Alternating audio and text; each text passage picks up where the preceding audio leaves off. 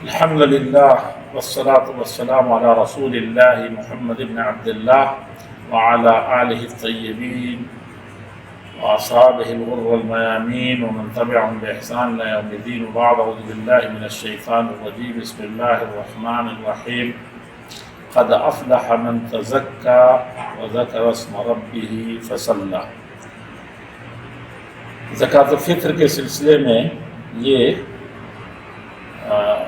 آیت پڑھی جاتی ہے اور فصلہ سے عید کی نماز پڑھنے کا ہے کہ زکوٰۃ الفطر صدقہ فطر ادا کرے مومن، جو اس کے روزوں کے اندر لہو و لعب جو واقع ہوئے ہیں وہ اس سے اللہ رب العزت والجلال روزوں کو پاک صاف کر دے، اور اللہ تعالیٰ کی ذات جس طرح سے پاک ہے اور پاک چیزوں کو قبول کرتا ہے تو وہ ان نقائص سے پاک ہو جائے۔ اور بہت بنیادی چیز اس میں ہے کہ طہرۃ للصیام اور طعمۃ للمساکین۔ طہرۃ للصیام من اللہو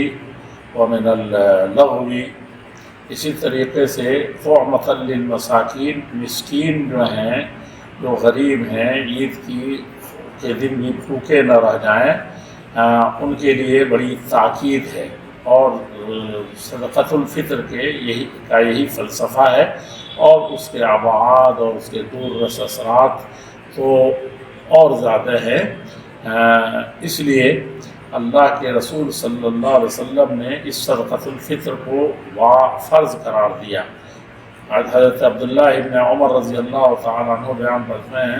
بیان فرماتے ہیں کہ فرض رسول اللہ صلی اللہ علیہ وسلم زکاۃ الفطر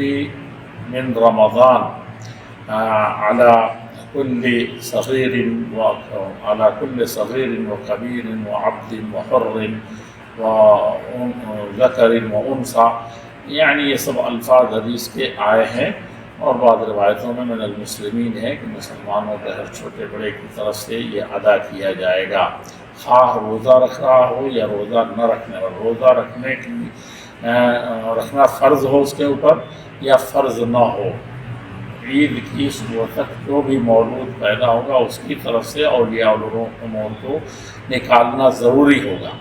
لیکن اسی حدیث میں اللہ کے رسول صلی اللہ علیہ وسلم نے فرمایا صاع من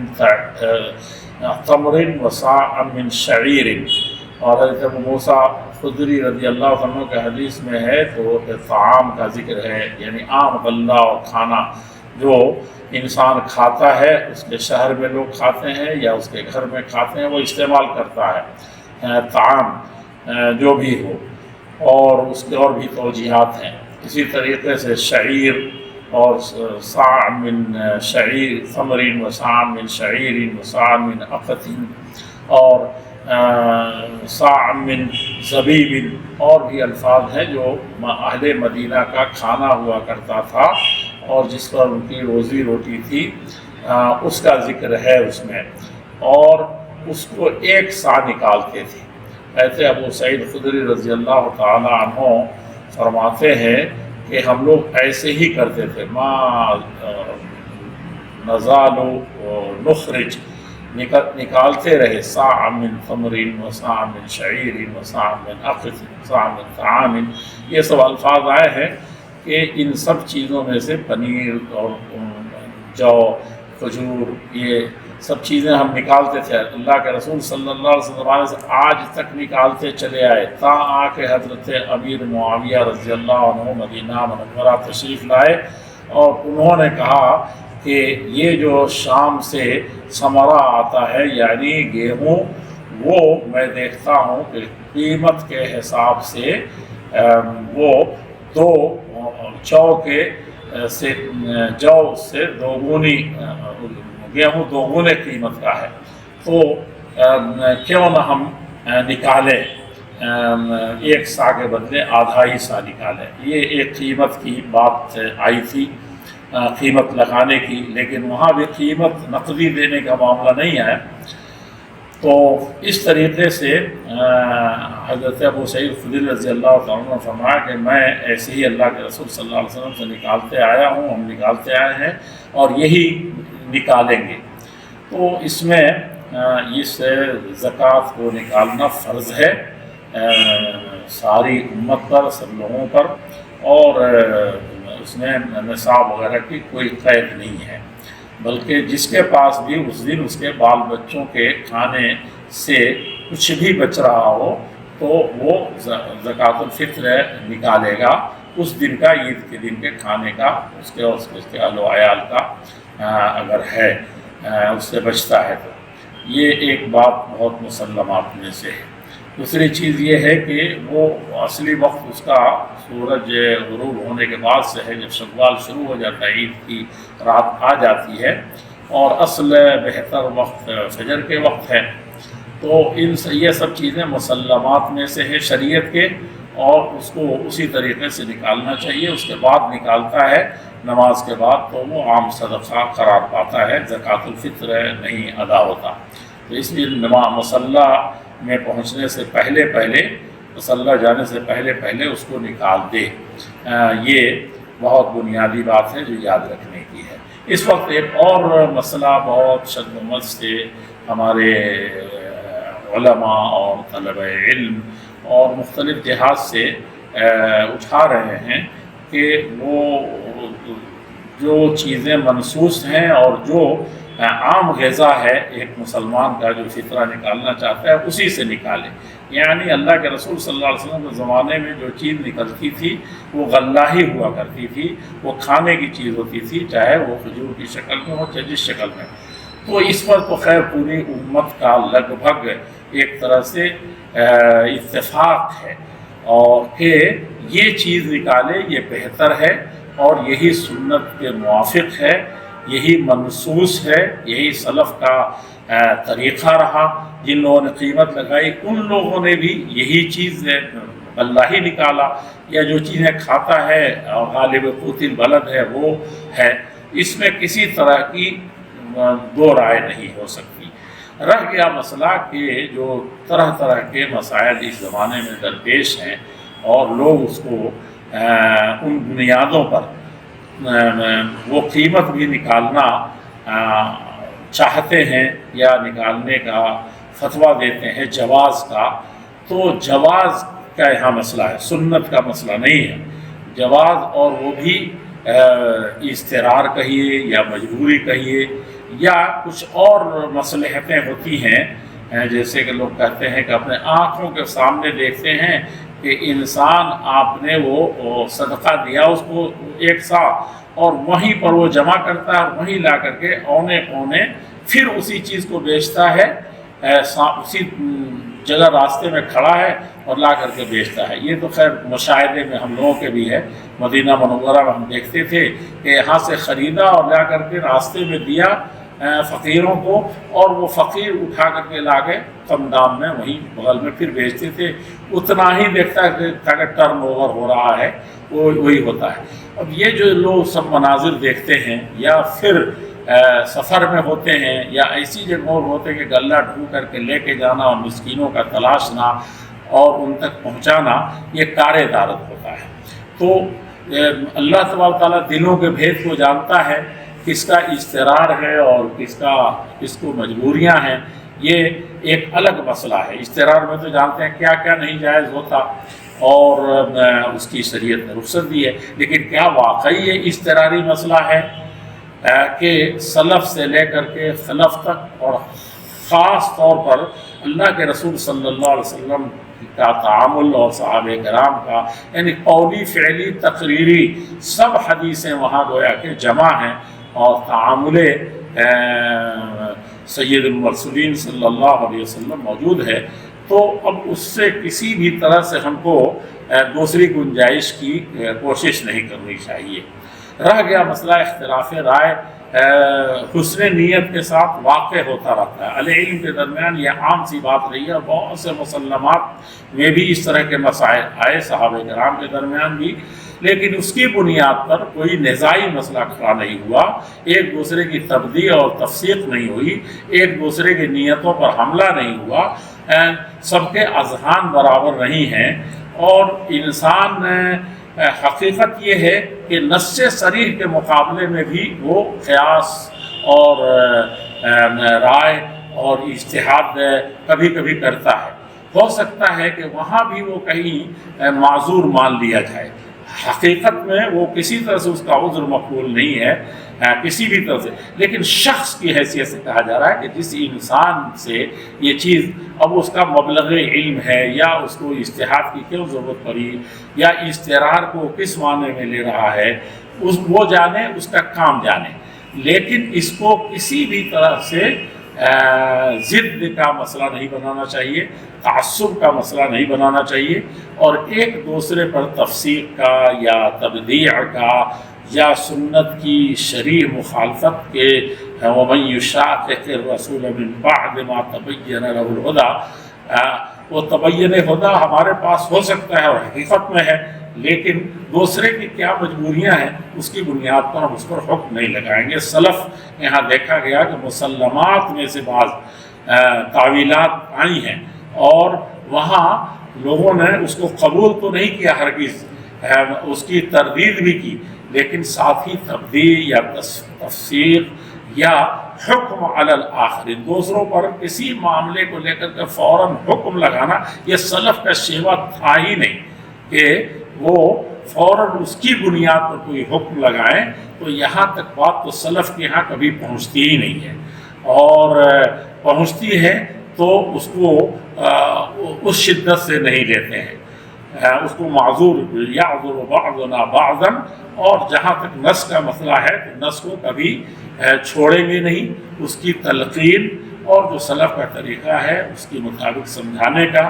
تو یہ اختلاف بدقسمتی سے اس زمانے میں بہت زیادہ ہے، ادلہ کے حساب سے، اور حقیقت یہ ہے کہ تعامل صحابہ اور سب کے حساب سے یہ جس طریقے سے غالب قوت البلد، یعنی جو انسان کی شہر والوں کی، اس ملک والوں کی جو غالب قوت ہے، روزی ہے، جو کھاتا ہے وہی نکالے اور غلے کی شکل میں نکالے۔ ایک اللہ تبارک تعالیٰ سب کچھ جاننے والے ہیں اور اس کے بہت سے ابعاد ہیں، جس طرح سے انسان فلسفہ بیان کرتا ہے کہ نقدی نکالنے میں یہ فائدہ ہے، یہ مجبوریاں ہیں، اسی طریقے سے غلہ نکالنے میں بھی سب سے بڑی چیز منصوص ہے، اور دوسری بڑی چیز ہے اس کے بھی بڑے فوائد ہیں، بہت سے اس کے بہت سی چیزیں ہیں جس کی وجہ سے اس سنت پر اس شکل میں عمل نہ کرنے سے بہت سے محظورات بھی لازم آتے ہیں، گنانے والے اس کو گناتے ہیں، کتابوں میں پھیلی ہوئی ہے، اور وہ فریق بھی بہت تگڑے طریقے سے اس کو ثابت کرتا ہے۔ تو مصالح ہو یا استحسان ہو یا اضطرار ہو، جس شکل میں بھی ہو، جو صاحب معاملہ ہے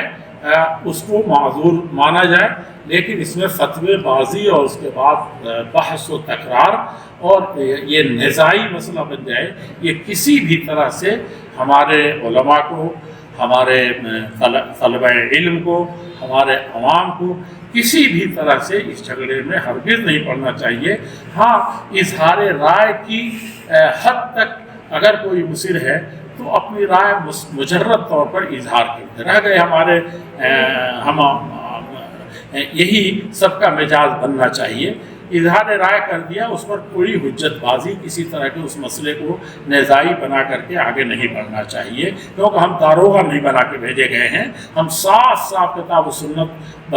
بتانے کے لیے ہیں، اور اس کے بعد بھی کسی کے پاس کچھ تعویلات ہیں، توجیحات ہیں، وہ کرتا ہے، وہ جانے، اس کا کام جانے، ہم اس کے پیچھے نہیں پڑیں گے۔ اس کو بھی چاہیے کہ جو لوگ وہ جو گنجائش نکال رہا ہے یا جو فتوے دے رہا ہے، اس پر اگر کوئی نصوص کی طرفداری کرتے ہوئے اور تعامل صحابہ اور عمل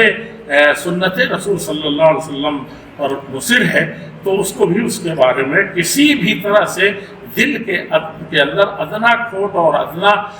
کسی حرج کو لائے ہوئے اس کو، اپنے اس بھائی کو معذور سمجھنا چاہیے، اور بلکہ معجور سمجھنا چاہیے۔ اور یہ ایک علمی طور پر میں صرف اس حد تک اس مسئلے کو کہ علمی طور پر اگر کوئی اس پر تحقیق، دراسہ اور اس بنیاد پر اپنی کوئی رائے رکھتا ہے تو اس کی گنجائش نکل سکتی ہے، لیکن اس کو مسئلہ بنا کر کے اور اس کو تکرار اور یہ ہے کہ جھگڑا اور بلکہ رگڑا کے طور پر یہ ہو جائے تو یقیناً یہ بہت زیادہ تکلیف کی بات ہے. اور ہمارے علماء بالغ النظر ہیں اور طلبہ علم جو دلیلیں سمجھتے ہیں اور دلیلیں سمجھاتے ہیں وہ ان کی عقلیت اور ان کی سلفیت اس سے بڑی چیز ہے کہ وہ اس کو کس طریقے سے لیں گے اور اس مسئلے کو نزاعی اور اختلافی اس قدر کہ اس کو الجھیں ہرگز اس کو راہ نہ دیں. اور پوری امت کوشش کرے کہ بہت سے مصالح سے قطع نظر وہ جو سنت ہے صاع من شعیر صاع من خبز صاع من طعام آ کر کے مسئلے کو حل کر دیتا ہے تو وہ جو کھاتا ہے اس کو نکالنے کی کوشش کرے. اور رفع حرج کی جہاں بات کہی جا رہی ہے تو وہیں پر رفع نزاع کے لیے سنت رسول پر ثابت ہو جائے یہ اس پر اپنے من کو منانے کی کوشش کریں اور اجتماعیت کو برقرار رکھیں. ادب الخلاف کو وہ پورے طور پر جگہ دیں اور جہاں یہ ہے کہ فقہا کا ہے کہ کس جگہ کا اختلاف سائغ ہے جائز ہے اور کس جگہ نہیں ہے اور نصوص کے ہوتے ہوئے اکثر چیزوں میں جو فقہا کے درمیان ائمہ کے درمیان جو اختلاف ہے سلف میں بھی اختلاف پائے گئے ہیں تو نصوص کے مقابلے میں پائے گئے ہیں تو اس کے بھی بڑے حدود ہیں بڑے قیود ہیں شرائط ہیں اور ان سب کی روشنی میں وہ سوغ مسئلہ کا جو مسئلہ ہے جواز کا وہ ایک دوسری بڑی بحث ہے اس کو ہر جگہ اسی طرح سے لینا چاہیے اور ویسے نہیں کہ فلاں جگہ گنجائش ہی نہیں ہے. نصوص قطعیہ ہے وہاں اختلاف ہے اب اختلاف ہے تو مردود ہے وہ دوسری رائے مردود ہے لیکن اختلاف تو واقع ہوا ہے اور اسی بنیاد پر دوسرا قول سامنے آیا ہے اور ایسا ڈھیر سارا ہے بہت سارا ہے. اسی لیے بہت سارے ائمہ دین جو امامان دین کہے گئے مسلمات میں سے تھے لیکن ان کے 2/3 ان کے فقہیات ان کے اجتہادات ان کے آراء اور ان کے اقوال کی انہی کے شاگردوں نے انہی کے ساتھیوں نے انہی کے ہم عصر نے مخالفت کر دی. تو اس کا مطلب یہ تھا کہ نص صریح کے مقابلے میں بھی آراء آتی ہیں اور وہ آ سکتی ہے اس حد تک کو گنجائش ہے لیکن اس پر اڑنا اور ان آراء کی تقدیس اس طریقے سے کرنا کہ وہ بھی ایک نص کے مقابلے میں ایک مسئلہ کھڑا ہو جائے یہ جہاں بڑی زیادتی ہے سلف کے منہج کے خلاف ہے. وہیں پر اس طرح کی کوئی رائے پیدا نہ ہونے پائے اس کو مسئلہ بنا دینا کہ ہاں تو ہے ہی نہیں کیسے کہہ دیا اور اس کو تفسیر یا تکفیر یا یہ کہ کم از کم نزاعی شدید مسئلہ بنانا کسی بھی طریقے سے نہ اہل علم کو زیب دیتا ہے نہ ادب الخلاف کے موافق ہے اور نہ ہی سلف صالحین میں ایسا کچھ رہا ہے نہ اس سے امت کو ملت کو اور جس مسئلے کو جس آسانی کو آپ دینا چاہتے ہیں جس مسئلے کو سلجھانا چاہتے ہیں اس میں اور زیادہ الجھنے کے امکانات ہیں. اس لیے اہل علم اپنے علم کا وقار رکھتے ہوئے دوسروں کی آراء کا احترام کرتے ہوئے اور اس کو کسی بھی طرح سے اس طرح کا انتزاعی مسئلہ نہ بنایا. اور سب سے بہتر چیز یہی ہے اور یہی راجح بھی ہے یہی حقیقت بھی ہے کہ وہ غلہ نکالیں اور رفع نزاع کریں اور نہیں مانتے تو کم سے کم مسئلہ نہ بنائیں. اللہ جل شان دونوں فریق کی طرف سے اللہ جل شانہ ہمارے اس عید کو اللہ تعالیٰ نے جتنا اس کو رحمت بنایا ملت کے لیے زکوٰۃ الفطر کو تزکیے نفس کے ساتھ تزکیے عبادات بھی ہے اور تطہیر پاک کرنا مجتمع کو تصول سے بھوکمری سے بھیک مگئی سے اور اسی طریقے سے جو ایک ظاہرہ بنتا چلا جا رہا ہے یا ملت کے لیے ملک کے لیے ایک طرح سے بہت بڑا دردمندی کا ذریعہ بنا ہوا ہے وہ بننے کے بجائے اس کو ختم کرنے کے بجائے ہم مزید مسائل پیدا نہ کریں. اللہ جل شانہ ہم سب لوگوں کو عید کی ساری خوشیاں اور رمضان کے سارے برکات